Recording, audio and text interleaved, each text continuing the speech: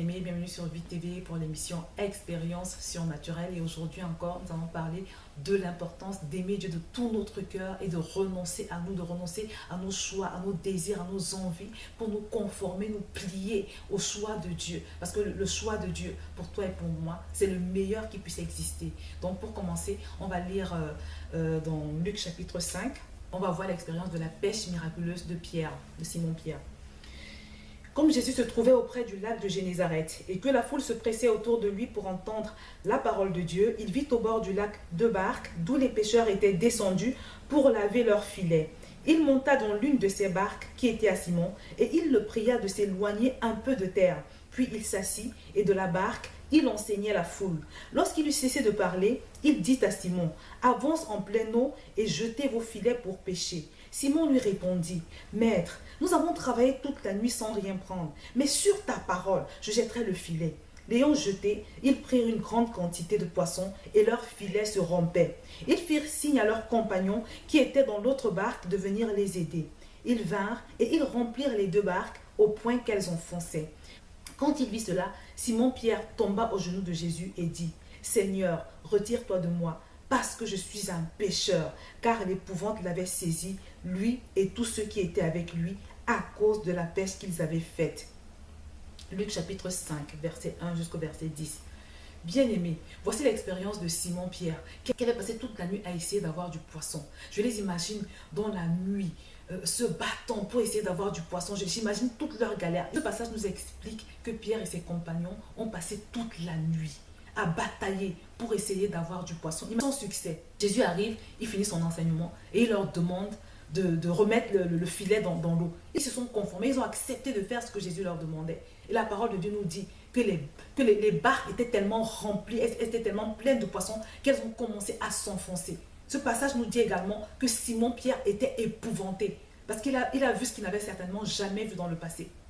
Bien aimé, mon frère, ma soeur, c'est la puissance de l'instruction de Dieu. C'est la puissance qui a laissé Dieu reprendre un dossier. Quand tu as déjà tout fait, ton succès, tourne-toi vers Dieu. Recherche l'instruction de Dieu. Mets-toi de côté pour laisser Dieu prendre l'affaire en main. C'est ce que Simon-Pierre et ses compagnons ont fait. Je ne sais pas quel est le blocage dans ta vie en ce moment. Peut-être c'est le médecin qui t'a dit que tu ne pourras plus jamais enfanter. Peut-être que c'est sur le plan administratif que tu vis un blocage. Peut-être que c'est une situation familiale également compliquée. Ton mari te trompe, il est parti avec une autre femme. Tu es désespéré. Peu importe ce qui se passe dans ta vie, je voudrais te dire aujourd'hui que si tu donnes à Dieu la chance de reprendre ce dossier, si tu donnes la chance à Dieu de prendre contrôle de cette situation, il va te surprendre de la même façon qu'il a surpris Simon-Pierre. Tu seras épouvanté de la même façon que Simon a été épouvanté. Tellement le miracle sera retentissant, tellement le miracle sera quelque chose que tu n'avais même pas imaginé. Parce que Dieu est Dieu et il reste Dieu. Il est le pourvoyeur. Il n'y a aucune situation qui est trop difficile pour lui.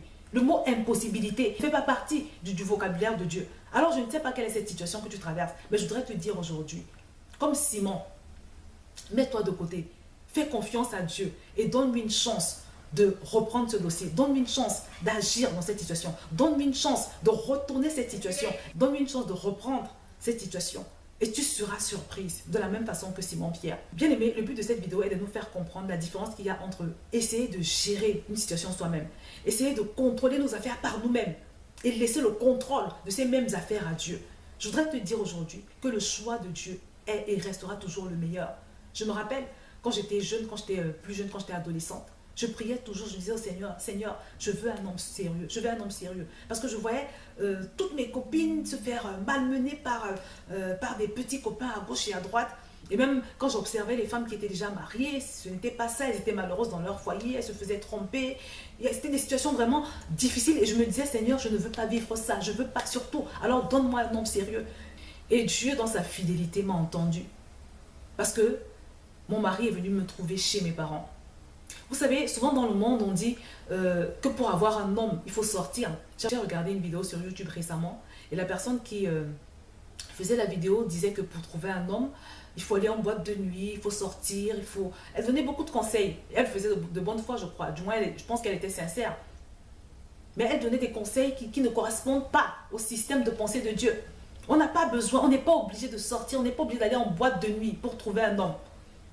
Dieu est le pourvoyeur par excellence. Il n'est pas limité par les mécanismes de ce monde. Dans le monde, on sait que pour avoir un homme, il faut faire ci. Pour avoir telle chose, il faut faire ça. La normalité dans ce monde ne correspond pas à la normalité selon Dieu. Dieu, il marche par la foi. Si tu as la foi, tu auras ce que tu veux de Dieu. Il suffit de t'attendre à lui, de mettre ta confiance en lui. Donc c'est ce que j'ai fait. J'ai prié et j'ai demandé un homme sérieux. Vous savez, moi qui ne sortais jamais, je n'allais jamais en boîte de nuit. Les fêtes, et même les fêtes, c'était assez rare. J'étais assez casanière. Et Dieu m'a amené mon mari chez moi, parce que mon mari actuel m'a été amené chez moi par le biais d'une amie, d'une grande amie. Et quand il venait, je ne savais pas que ça allait être mon mari. Mais Dieu m'a amené mon mari chez moi. Parce que j'ai prié, je lui ai fait confiance, je me suis attendue à lui. Et il m'a montré qu'il est Dieu. Il n'a pas besoin que tu ailles en boîte de nuit. Il est le Dieu qui fait ce qu'il veut, comme il veut, quand il veut. Regardez Pierre et ses compagnons. Ils ont passé toute une nuit, il n'y avait rien. Peut-être que dans ta vie aujourd'hui, c'est le désert. Il n'y a même pas un homme, un fiancé qui se profile à l'horizon. Tu es peut-être comme Simon-Pierre. Ça fait des années que tu cherches. Il n'y a rien. Tout est sombre. Il n'y a même pas un homme qui manifeste une intention quelconque à ton égard. Je voudrais te dire aujourd'hui que si tu te rapproches de Dieu, si tu confies ce dossier-là à Dieu, si tu décides de lui relâcher toute chose, de lui faire confiance, de le laisser choisir selon ses critères, pas selon tes critères à toi, tu seras surprise. Parce que Dieu est capable. Il est le tout-puissant. Et ses choix sont les meilleurs. Le choix de Dieu est toujours le meilleur. Je me souviens également que quand je me suis mariée, ça faisait pas longtemps que j'étais convertie, j'ai décidé de confier ma maternité, ma future grossesse à Dieu. C'est-à-dire que ma fille n'était pas encore dans mon ventre, je ne l'avais pas encore conçue, que déjà, j'ai commencé à prier, j'ai commencé à la dédier à Dieu, j'ai commencé à la confier à Dieu, à confier sa destinée à Dieu. Vous savez, les proclamations qu'on peut faire sur un enfant, sur une grossesse par exemple, ont de l'effet sur l'enfant qui va venir. Vous savez, dans certaines tribus en Afrique, quand un enfant naît par exemple, et parfois même quand il est dans le ventre, on le dédie à des divinités. Parfois, il y a des rites qu'ils font quand un enfant naît, on l'amène à côté de la mère et on invoque les dieux de la mère.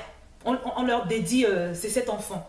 Et je vous assure qu'un tel enfant finit toujours par avoir une vie très compliquée. C'est souvent de gros cas de délivrance parce qu'ils sont souvent possédés, sont investis par cette divinité qui règne dans leur vie, qui contrôle leur destinée. Donc tu as la possibilité de proclamer sur la vie de tes enfants. Et c'est ce que j'ai fait pour ma fille. J'ai prié, je l'ai dédiée à Dieu avant de la faire. Et même pendant ma grossesse, j'ai prié pour elle. Et quand elle est née, j'ai prié, j'ai cherché la face de Dieu pour recevoir son prénom. Je n'ai pas arrêté de proclamer sur elle, de prophétiser. Et même pendant qu'elle a grandi. Aujourd'hui, ma fille a 14 ans. C'est une passionnée de Dieu. Et je vous assure, cet enfant me surprend. Elle est toujours en train d'écouter des émissions chrétienne, elle est toujours en train de lire sa Bible, de méditer la parole de Dieu. J'ai partagé le témoignage de ce qu'elle a fait récemment, parce que récemment, elle a créé un compte Instagram qui s'appelle Source du Bonheur. J'en profite pour lui faire un peu de publicité. Donc, si vous avez un compte Instagram, je vous invite à aller sur Source du Bonheur, parce qu'elle a créé un compte Instagram dédié à Dieu, en fait, où elle publie et où elle encourage les gens à se donner à Dieu, à marcher avec Dieu, à se conformer à ce que Dieu veut. C'est juste impressionnant. Et je bénis Dieu pour sa vie. Récemment, on a voulu changer de maison, on a voulu déménager et c'est un projet également que nous avons mis dans la prière. Et là encore, le Seigneur nous a surpris. Quand nous avons pris la décision de nous lever pour véritablement chercher notre maison, la première maison que nous avons visitée est celle que nous avons finalement achetée. Et là, c'était encore un miracle de Dieu parce que nous avons confié le projet à Dieu. Nous avons mis ça en prière, nous nous sommes attendus à lui. Et le Seigneur a pourvu. Et je t'assure que, comme je le dis, quand Dieu pourvoit, tu sais que c'est Dieu qui a pourvu. Parce que la maison que nous avons trouvée, c'était une maison qui correspondait en tout point à ce que nous attendions. C'était même au-delà de ce que nous espérions. En termes de dimension, de proximité avec l'église, parce que c'était l'un de nos critères. Tous les critères y étaient. Vous pouvez demander aux personnes qui ont déjà eu l'expérience de chercher une maison. Je connais des gens qui font un an pour trouver une maison. Mais nous, dès le premier jour où nous nous sommes levés, on a visité 3 maisons. Une première maison, une deuxième et une troisième. Et nous sommes restés sur la première. Nous avons retenu la première. Parce qu'elle convenait parfaitement. Et elle convenait tellement parfaitement qu'on se dit que ça ne peut pas être le fruit du hasard. C'est Dieu lui-même qui a choisi cette maison pour nous. Donc, après avoir vécu des expériences comme ça, je ne peux qu'avoir l'assurance, la ferme assurance que tout ce qu'on confie à Dieu est entre de bonnes mains. Et quand on confie quelque chose à Dieu, il prend contrôle. Et tout ce que Dieu fait est excellent. Tout ce que Dieu gère est géré avec excellence. Mais Dieu ne te forcera jamais. Si tu ne lui dédies pas tes affaires, si tu ne lui dédies pas tes enfants, si tu ne lui dédies pas tout ce que tu as, il ne va pas s'imposer. Dieu ne s'impose jamais. C'est à toi d'effectuer la démarche de dire, Seigneur, prends cet enfant. C'est à toi d'effectuer la démarche de dire, Seigneur, prends mon mari, prends mes affaires. Seigneur, prends mes études. C'est à toi de dédier ta vie à Dieu. C'est à toi de confier les domaines de ta vie à Dieu. Si tu veux une vie d'excellence, je t'invite à véritablement dédier chaque aspect de ta vie à Dieu. Efface-toi, donne-lui tout, relâche-lui toutes choses. Parce que si tu ne le fais pas, tu subiras également les conséquences. Comme un frère en Christ que j'appréciais beaucoup, qui aimait le Seigneur. On était dans la même université. C'est quelqu'un qui était connu dans toute l'université pour sa foi, pour son zèle. Il s'affichait ouvertement. Un jeune homme passionné de Dieu, consacré. Mais il avait une faiblesse. Il avait une faiblesse, c'est quelqu'un qui aimait les belles choses, on va dire ça comme ça. Au moment de choisir sa fiancée, il ne l'a pas choisi dans l'église, il n'a pas choisi les sœurs en Christ de l'église, mais il a choisi une fille dans le monde, une fille qui était dans la même filière que lui. Et c'était une grosse erreur. Cette fille que tout le monde connaissait, elle était certes belle, elle était très belle, elle était très sophistiquée, elle avait du style et tout ça. Mais elle avait grandement besoin de délivrance. Et on n'avait pas besoin d'être chrétien, d'être spirituel pour détecter que cette fille avait besoin de délivrance. Ce n'était pas une fille pour lui. C'est une fille que même dans le monde, un homme équilibré n'aurait pas choisi. Mais il l'a choisi pour sa beauté, à cause de sa beauté. Et il l'a payé très cher. Parce que quelques temps après, il a dû se séparer de cette fille. Mais le pire, et c'est ce qui m'attriste le plus, c'est qu'il s'est détourné de Dieu. Il s'est complètement détourné de Dieu. Ça fait très longtemps que ça s'est passé, mes bien-aimés. Et il n'est toujours pas revenu au Seigneur.